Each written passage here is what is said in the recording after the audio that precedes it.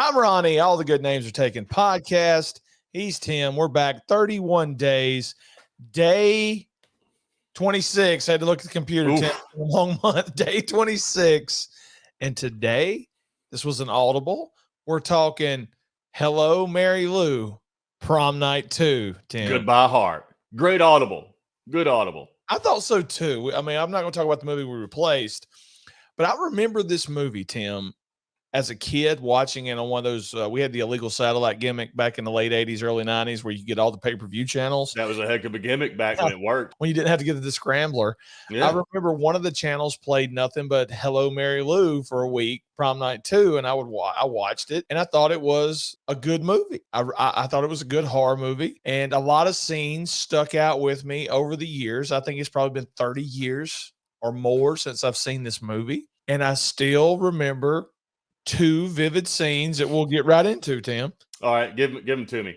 The first one was Mary Lou getting burned alive. Yes. In some kind of horrible accident after she humiliated her boyfriend. I want to talk about that first because this movie starts off in the 1950s at a sock hop, at a homecoming or prom, or obviously prom since it's prom night. And there are two main characters. If only we knew what night it was. What night is it?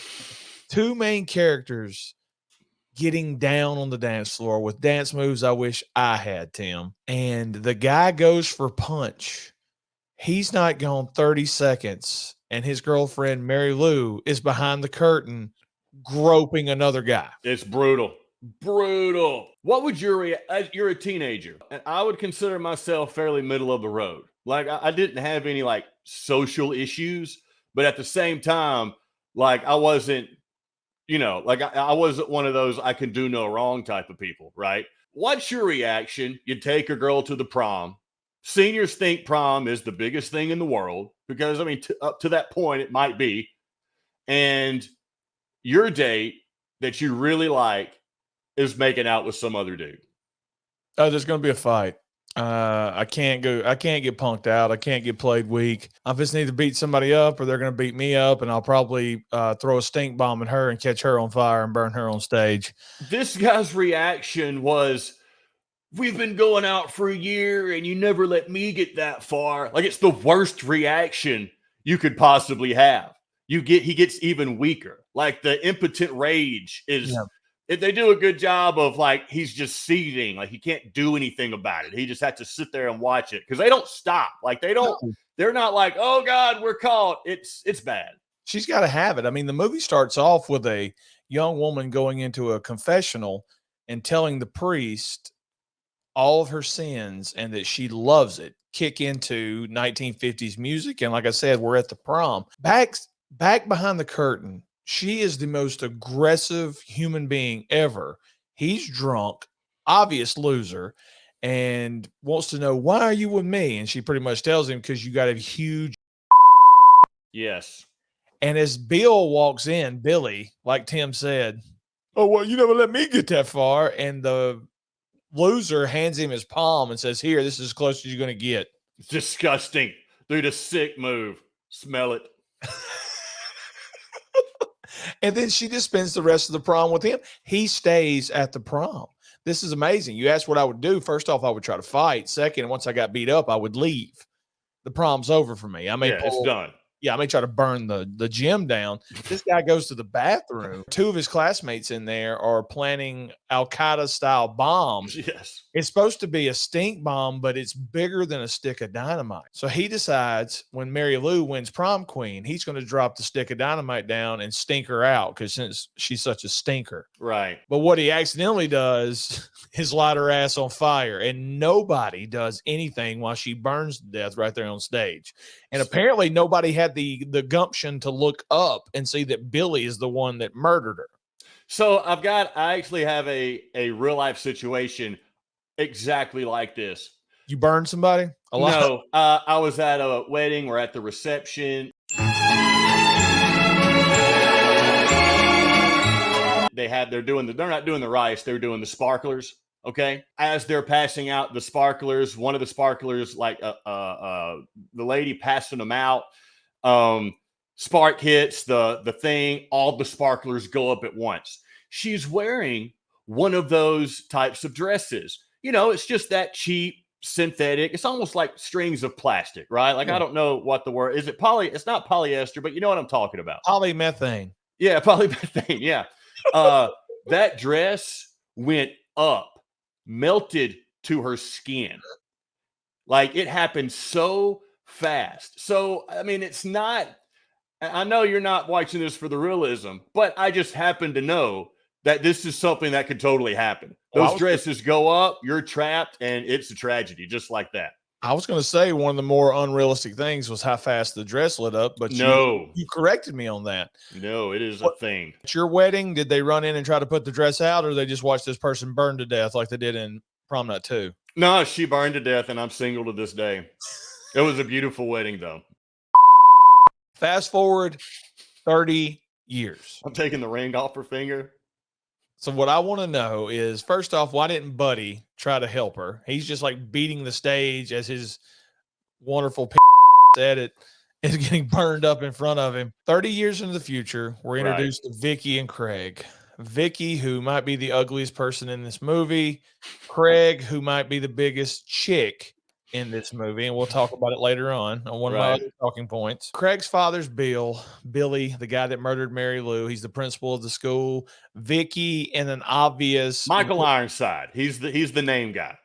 Yeah, let's talk about Michael Ironside before I get into Vicky's parents. Yeah. Do you have any opinion on Michael Ironside before I get started? The dude has the face of a movie bad guy. Like, talk about a dude who made a career out of his face. Like, Total Recall. He's the bad guy, and you know it. Or I think he's cool. All I can think about with Michael Ironside is in Total Recall. See you at the party. Sure. See you at the party. I'm pretty sure he's after this. No, Total Recall was 85-ish? 86, 85, 86. Okay. Hey, look, I got to look it up. That is a great question. Hold on. Because this movie's 88, 89? I think it's 88. Hello, Mary Lou. Prom Night 2 is 1987, the year Hogan slammed Andre. Right. Total Recall's 1990. So this was before he told Quaid, see you at the party. All right. Nice. I think he's overrated. I think he's got a good voice. I think, like you said, he's so ugly that he's the ultimate bad guy. You can put him in movies, and certain geeks they'll pop for Michael Ironside because he was in Scanners, and I think he's the guy who's in stuff. Yes. He's one of those guys. And I'm not impressed with him, as you can tell. They had to find a teenage version of a dude with like a receding hairline, so you know it's him. And they managed to find a teenage version of Michael Ironside that looked older than Michael Ironside, which is very impressive. Like an older guy. It looked like it was like Michael Ironside's dad or older brother. So every time they would cut back to those scenes where he's like, "No, Mary Lou," he just looks. No, look, you can be bald 30 years later and have hair in high school. I mean, it's not one or the other. I had a beautiful head of hair in high school. Now here I am 30 years later. It was gorgeous. I've seen it in pictures. This is where the movie starts to lose its luster for me, Tim, because I didn't realize the first time I watched it as a young 8-9-year-old, apparently 7 since it was 87. This is a ripoff of the movie Carrie. What they did is pretty sure without doing any research that this movie was bought up by a company and they just called it Prom Night 2. It probably had an original name of something else. It's a definite Carrie ripoff down to the religious mother and the father who wants to bang his daughter, which was the second point I wanted to talk about. And probably one of your favorite parts of the movie is after she gets possessed, she makes out with her father, who openly makes out with his daughter, Tim. So when I saw that, I didn't like, I figured I missed something, right? Like I was like, well, I've missed a huge plot point. I don't think I did. I think he's just making out with his daughter. Exactly right. Which is super weird because it's completely independent of anything else. Like, you don't need that scene. Like, you don't need it. Like, she's possessed. We get it. She's someone else. That's a little.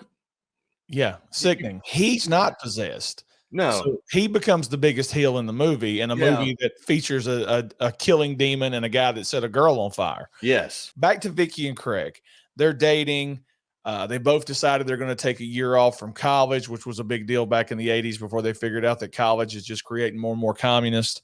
So There's a couple. That's the second thing in this movie that doesn't have as much oomph in it as it would have had when this movie was made. Yeah. and The second being teenage pregnancy. so that's supposedly your main characters. Okay. I don't know where I'm going with this. So here we are 30 years later. Billy the murderer is now the principal of the high school. He has a son dating Vicky, Right. with parents, and the big loser is now the big priest Right. of the town. So I'm guessing after he lost Mary Lou, he knew that he wasn't going to be able to again, so he retired it. He did. So He's in the Hog Hall of Fame. So all I could think after that is big priest. In the school, they are planning for the prom. Yeah. And all of a sudden, we're introduced to a chest or some kind of container. Help me out with what it's called, Tim, down in the cellar basement of Vicky's the school. digging around, right? And unwittingly, she unlocks the secret of Mary Lou. Like, apparently, you open the chest and touch Mary Lou's crown. That's it. Like, she's like, as soon as the chest is open, Michael Ironside's class picture breaks and it shatters and it centers in right on the point where Mary Lou is, right? Yeah. And immediately you can tell he's kind of suspicious. Yeah, and shouldn't it have cracked on him and Buddy instead, since that's the ones she's looking to kill? Why did it crack on her? You got symbolism for something. I'm not a director. You Ronnie. ruined my life, Billy. You know how many kids I could have spit out before living in a trailer park? Well, Mary Lou, I mean, she was a terrible person when she was alive, and she's still a terrible person. Like, the whole thing is, I'm going to be the queen of prom night. Dang it! Like, that's all she's out for.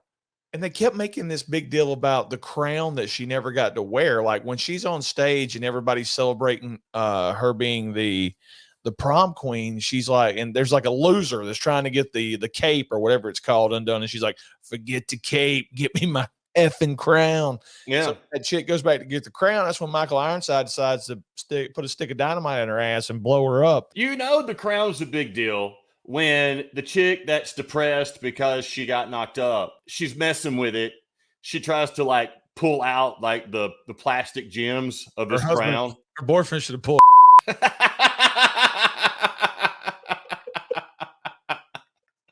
It wouldn't be an 80s movie without them lecturing us on how men don't live up to their responsibility after blowing a gigantic.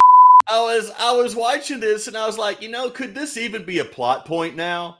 Like, oh my God, I'm pregnant. Like, it's no purpose. Can't tell anybody, right? It's like the worst thing you could do as a teenage girl is get pregnant. Like, anyway, she's messing with it with her crazy ass Einstein hair. Like, and not only did she get knocked up, they let you know early she's kind of the trashy one. Yeah. Like, it's the movie's like, oh, she's trashy. This is going to happen to those type of people. Anyway, she messes with the crown and she gets Doctor Strange. Yeah. Like, the cape comes alive and takes her and hangs her. And people are like, well, she was going through a lot. Poor girl. So Prom Night 2 has already done a couple of taboo things. One, they kill a pregnant character. Mm-hmm. 2, incest with the dad making out with his daughter. And 3, this is another scene I want to talk about. Well, first, let me talk about this. This is the slowest possession I've ever seen in my life. Like, we released the spirit of Mary Lou. So you would think immediately Mary Lou's spirit would find somebody to possess. No, we go through these stages of grief with Vicky where she's having dreams where somebody that looks like the Fonz is trying to rape her in a trashy high school, sort of like Nightmare on Elm Street. And I was shocked it was a possession movie when it finally happened. I was like, this was the direction they're going. I thought she was just getting haunted. One of the coolest scenes in the movie, I got it in my notes, is the blackboard scene. She gets sucked into the blackboard, which obviously they put a camera on the ceiling and made it look like the blackboard was on the wall. But that's when she gets fully engulfed by the Mary Lou. What word am I looking for? The spirit, Mary, ghost. spirit, The ghost, the Holy persona. Ghost. The rest of the movie, Vicky is dressing like somebody from the 1950s. She's acting just like Mary Lou. Mm-hmm. She's even attempting to do sexual assault on Craig that we'll talk about here in a minute. One of my favorite scenes of the movie. Yeah. But she immediately knows the principal walks by and she's like, Billy. So you would think she would go and try to kill him right off the bat, but she doesn't. We save that. She doesn't. We save that for the end of the movie. She wants to be Mary Lou. She wants to be the queen first and foremost, right? Like she's all about terrorizing people, but her purpose is to get that doggone crown. There's a fat girl that is the Mary Lou for the 80s that's telling everybody she's going to be the prom queen. And then there's a Ducky ripoff from Pretty in Pink or whatever the name of the movie was. He's the one that's going to be running the computer system, this digital voting system that's going to let everybody know who the queen is. So she's trying to pay him off with money, which leads us into another thing, Tim, that I remembered as a kid. All right, if you're keeping track at home, the first thing I remembered, Mary Lou getting burned up. Mm-hmm. Second thing I remembered, incest dad. Mm-hmm. Third thing I remembered is this fat chick ends up this guy to become prom queen, and then it's announced that Vicky's the prom queen, and she's like gagging as her boyfriend kisses her out there on the dance floor, which as a 7-year-old is no big deal, but now as a 57-year-old, was the dude's okay, there's two possibilities here, and I'll edit both of them. Right. Was the dude's or had she never was there any residue like left, like okay, like if did the taste become because of the emotional impact of losing? He obviously didn't subscribe to the Peter North eat pineapples. No. The dude's in high school. He just left the diner. It's chicken wings and French fries. Well, there you go. That's another scene. Vicky's friends are trying to reach her. She's got a third wheel friend. Yeah. And she notices Vicky is acting weird, and she throws the radio down while Vicky is trying to listen to 1950s tunes. Right. My next scene that I remembered as a 7-year-old from this movie. Now, Tim, if you're keeping track at home, it was first, Mary Lou got burned up. Second, pervert dad. Right. 3, Great Value Ducky getting. Yeah. 4 is the cool scene of the chick hiding in the locker and Mary Lou doing and then the locker squishes her and the topper, all the guts and chunks of meat that roll out of there. It looks like stew. I never put a lot of thought to it, but my parents probably had a good reason for not letting me watch all of these when I was 7. But yeah, that was a cool scene. Hey, the effects are great. This is your typical late 80s. Like you're here for the effects. I thought the evil unicorn rocking chair thing, that was cool. The way, there's always hands. Hands are a big thing. There's hands always coming out of stuff. Why? I was going to ask you that question. What is the purpose of the rocking chair horse? Mary Lou didn't have a horse. It's never established why this horse is haunted. As a kid, Tim, I remembered so many things from this movie. Let's go back through it. 1, Mary Lou gets burned on the stage. 2, pervert dad. Yep. 3, chick guy makes her gag. That's 4, computer guy. Yeah, 4, girl gets squished, guts come out. And 5, there was a horse, rocking horse, that had a tongue that kept coming out. And there was like a film over the top of the tongue that reminded me of the glaze over sugary donuts. I was wondering why that was there. I was a fat kid. And you've wondered why you've loved sugar donuts from that point on. Exactly. But in all seriousness, why is that rocking horse possessed? Did she bring something back with her? I think it was just it's part of her taking over the room. Yeah, right? But wouldn't it make more sense if like Mary Lou had a horse when she was in high school and like we got a scene of her riding her horse? Well, her only connection to anything physical is this chest and the crown, right? And you can't have that everywhere. They can't have it at her house. So if you're trying to show that her spirit is slowly taking over her life, you got to fixate on one object. What's something that we can move back and forth creepy and make it look innocent? And with a few slight changes, it looks evil. Rocking horse. Boom. After she makes out with her dad, she shoots her mother through the door. We're not supposed to know if that's a death or not. Big priest goes to visit Billy or Bill Right. at his house, and Bill's got a nice house. If you remember right, Mary Lou at the beginning of the movie said the only reason she was dating him is because his family was rich. Right. So that principal salary, he's not pulling in all this stuff. And the priest, Buddy the priest, goes, Mary Lou is back. I know this for a fact. I'm a poet and didn't know it. And Bill tells him to get the hell out of there. He goes, look, Bill, I'm safe. She can't possess me. I'm going to live, but she can kill you. Buddy could have never been more wrong about anything in his life. When possessed Vicky comes in and kills him in the confessional, I was like, well, there's the movie. That's the point of no return in the movie. Like, people, it's not going to be a secret, right? People are going to start dying left and right, and this thing is going to wrap up quick. Mary Lou is ending the end game is close. So, a weird thing, and it stuck out for me as Mary Lou. I figured this is one of your top scenes where she's asking the priest to F her in the confessional, but she breaks through there, and he puts the cross on her because he's got the faith in the Lord. Mm-hmm. And Vicky goes, you dumbass, there's no God and there's no heaven. And then she kills him.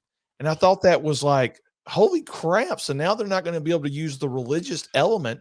And did they just no God wings? That's what she says. I don't know where I'm going with this. It just struck me weird that they would put that line in there where she says there's no afterlife. Where the hell have you been? Purgatory. If purgatory exists, in theory, the rest of it exists. It's the story of someone died with unfinished business, so their spirit lives on. Her unfinished business is the crown. They got 356 episodes of Supernatural out of the same story. I mean, it always ends with the same thing. They find the bones, they salt them, and bury them. Yeah. He tries to do an exorcist, but she's not there. This is the first time I've seen somebody try to do an exorcist remotely. An exorcism? Exorcism is what I meant. Yeah, remote exorcism. That's the first time I've ever seen somebody try to do one.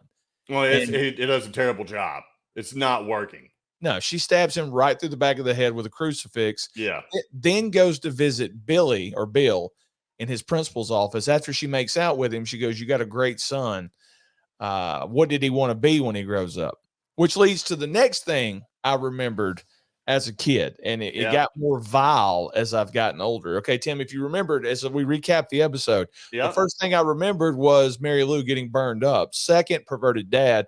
Third, fat, mean girl, great value ducky. Fourth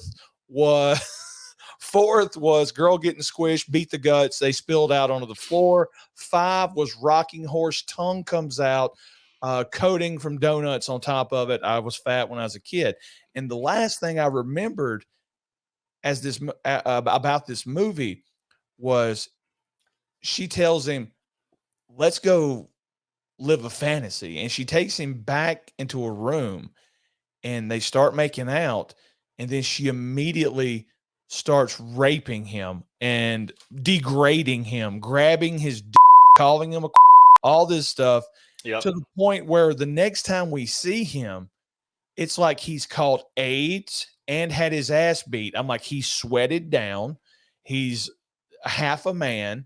And you would think something traumatic, I guess something traumatic did happen to him. Mary Lou knew how to emasculate a dude. Like she's got practice. Yes.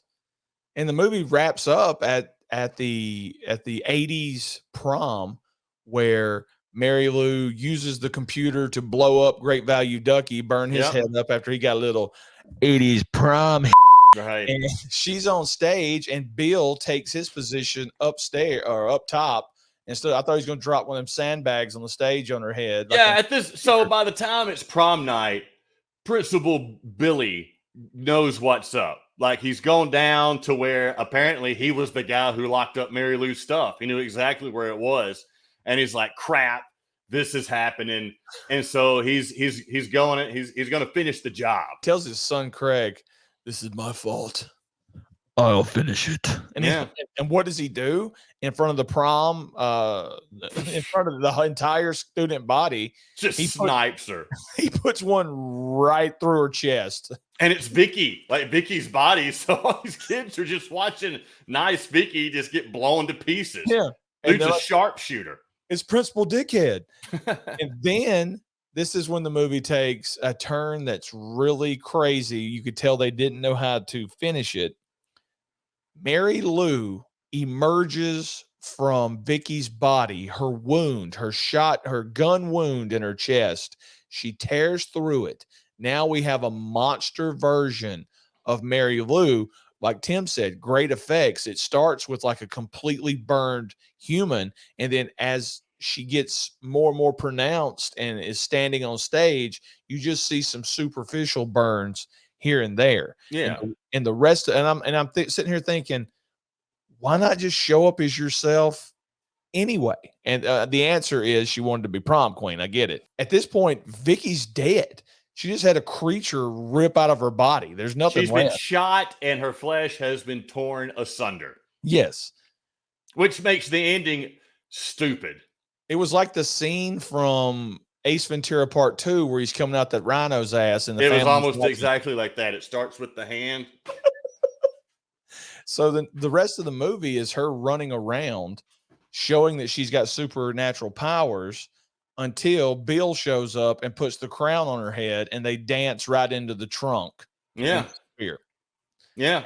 And then Craig's like, there's knocking from the chest and he sees the cross because there's like this symbolic, like Vicky had a cross necklace and it's hanging there.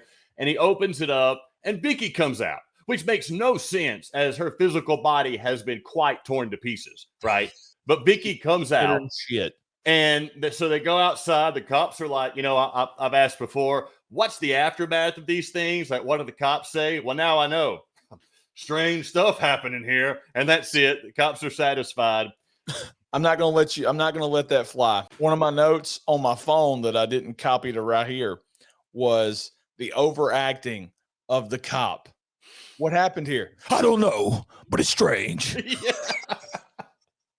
Oh. Okay. Mary Lou wins, though. Mary Lou wins. Billy shows back up, too. Apparently, that chest does nothing, right? No. Like, they just went, they got sucked into the chest portal, and nothing happened. It makes no sense why she didn't come out a lot sooner. I mean, Michael Ironside's back. He would immediately got arrested because he had the entire senior class spot him shooting a student. He's murdered 2 people. But it's not Michael Ironside. It's Mary Lou. It's Mary Lou. And now there's a thing about a ring all of a sudden. If somebody's wearing a ring, they may be possessed by her. Was there a ring earlier, or did they cut a scene that they forgot they cut? Because this is not a poorly edited movie. It's weird that you would see this ring and you're like, oh, the ring. Like, what? We know it's Mary Lou because he turned on 50s music. It turned around and said his, creepy stuff. And then they wrote off and the movie ends. See you later, alligator was a thing. And then when she was at the prom at the beginning of it, it's not about who you come with. It's about who takes you home or whatever she says. Yeah. So that's Mary Lou, Prom Night 2. I have a quick aside about this, Ronnie. Okay. Most of the 80s horror movies I've watched with you, because they're the only time I watch horror movies, is when you asked me to. They're stylish. Sometimes they're funny. More than they're scary, but that's okay. That works. Sometimes they're just about the jump scares and everything, but that's okay because they're suspenseful. At what point, and was it the 80s horror boom that killed it? Did horror movies lose their sense of style? And it seems like they replaced that with, we're going to try to be as creepy, scary as possible. Late 70s showed that horror movies could be bankable. And I know there were horror movies before that were popular, but you know what I mean? Yeah. Chainsaw Massacre, Halloween, late 70s, people are like, we could make a ton of money off this and maybe even franchise it. Don't give me your crap about superhero movies being franchised or anything like that. Horror movies started that. They're like, dude, we could do horror movies and do 5 of them. There's like 4 of the Howleys. There's 4 or 5 Puppet Masters. You've got Halloween's Forever, Friday the 13th. I mean, it's nuts. how ahead of the franchise game these movies were. At some point, they burned out, and you don't get Creep Show anymore or Yeah. Tales from the Crypt. Like, you don't, it's no longer good stories. It's just Annabelle. Yeah. And give me another one because I don't watch these movies. Well, The Conjuring would be Annabelle. The movie Yeah. Insidious. Blair Witch ruined horror movies, I think, is my overall point. Well, I'm going to tell you this right now. Blair Witch is one of my favorite movies. We've talked about this on the show just because all the hoopla surrounding it. The Right. idiot thought it might Right. be real, the way they marketed it. Right. The 80s burned out horror movies so much because they saw that a movie made with a little bit could make a lot of money. And by the end of the 80s, I think everybody was just like, we've seen the slasher genre to death. We've seen, the monster movie. We've seen it all. What are you going to give us? And I think that's the reason we floated along in the 90s with terrible horror. I say terrible overall. And then you got to Scream, who some people say not revolutionized, but restarted horror and made it hip again. But the only problem with it making it hip again is every horror movie after that had to be some kind of Scream ripoff. And Scream, it's all crap like the what was that? The book club? yeah, What did we Killer Book watch? Club. God. I think I don't know when horror movies lost their style. I guess when it became all about money instead of about the art. But what am I talking about? But you know what I mean, right? Like the Yeah. style was lost somewhere. Like they Yeah. no longer tried to have flair to them. It just was, here's found footage, or here's a video camera of a person's bedroom where you see bed sheets move, or just cheap crap like that. Like it's just lazy. It's complete laziness. Anyway, I had to get that off my chest. I was watching this and I was like, man, I would watch horror movies if this is what they offered, but they don't. You're frozen on. Am I capping out here? Is this me or you? Speak to me, Ronnie. I don't know what to do. Do I stay?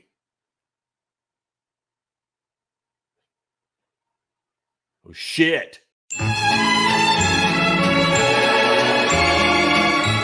So yeah, this movie was kind of like one of the last of its kind, I'm assuming. If it was 88, 89, 87, whatever. I don't even know what came out in the 90s. Like, what would be a 90s horror movie? 1990s horror movies. Okay, that was 1990. That was probably the like, that had everything. It had the humor. It was scary. Man, that was solid. The Frighteners, terrible. Sleepy Hollow, terrible. The Craft, just exactly what I hate about this crap. Candyman, 92. All right.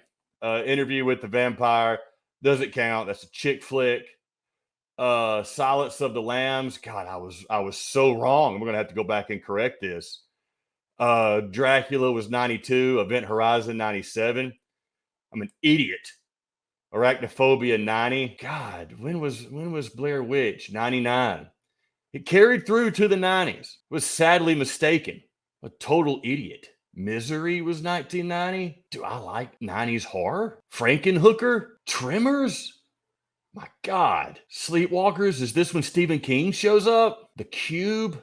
My God. I've already talked about how much I like Ravenous. Yep, there it is. Last broadcast. Terrible. Tales from the Hood. Man, I feel like a complete and total idiot. Just if you ever see this, Ronnie, if you never done a solo podcast, this is God, it was probably. What are we talking about? What have I missed? Okay, so while you were gone, Yeah, I recorded my solo segment where I apologized for being such a stupid idiot. All right. Because I looked up 1990s horror movies. Yeah. And there's some absolute bangers in there. MOON, that spells computer restarted. Yep. It's a Stan reference, Tim. You know I'm not going to catch that. It's All right. lost on me. I'm sorry. I missed the discussion. Tim, what's your ranking for Hello, Mary Lou Prom Night 2? 6 out of 10. I was going to go 5.3. I think this is a middle of the road, a little bit better than a middle of the road movie. I didn't talk about the music in times of this movie. There is some like really cool, like buzzing type sounds that happen that seems like super cheap, but I think it was meant to be that way. The 50s soundtrack really works. The 80s synthesizer theme really works. There's a lot of cool set pieces. The high school looked really cool, but also run down at the same time, like a lot of 80s schools looked. You can't beat 80s high school, right? Like they look like there's just a ton going on, Yeah. and it's never more than 2 hallways. And there were some interesting characters in this. I mean, like I said at the very beginning, this is a ripoff. This is more of a ripoff of Carrie than it is a Prom Night sequel for anybody that knows Prom Night. I mean, at the end of the movie, when we got the creature Mary Lou returning, she's like using her powers to kill everybody, including the fat bully who gets shot with the neon light that looks like lightning right through her stomach. So she leaves a trail of terror on the senior class like Carrie did at the end of that movie. But when it comes down to it, I think they mixed so much stuff together that it didn't work just enough to work, if that makes sense. I mean, it's not a bad movie. Michael Ironsides does good. The Craig character was not really needed. I was wondering where I saw him before. I went to his IMDb and he's done nothing up until the Dawn of the Dead remake. He's the boyfriend or either husband at the beginning of the movie that gets his neck bit by the little kid before they do the cold opening. So he went from Prom Night to Dawn of the Dead in 04. But it's not a total waste of time, and it brought back a lot of great memories. And those scenes that I remember are still creepy, and they still hold up. So if you get a chance, it's on Peacock right now as of October the 26th. Go check out Prom Night 2, Hello, Mary Lou, or however you word it. It's a really good movie. I agree. Top 50% of the movies we've watched this month. You think so? Yeah. All right. So day 26 in the books, guys. You know the email. You know the fact that we offer Patreon and YouTube memberships. In the comments, tell us what you think about Prom Night 2. List the favorite things that you remember, like me, as a 7-year-old watching this movie. Tell us what you think of Tim. He didn't dress up in his outfits today. Tell him how much you love him.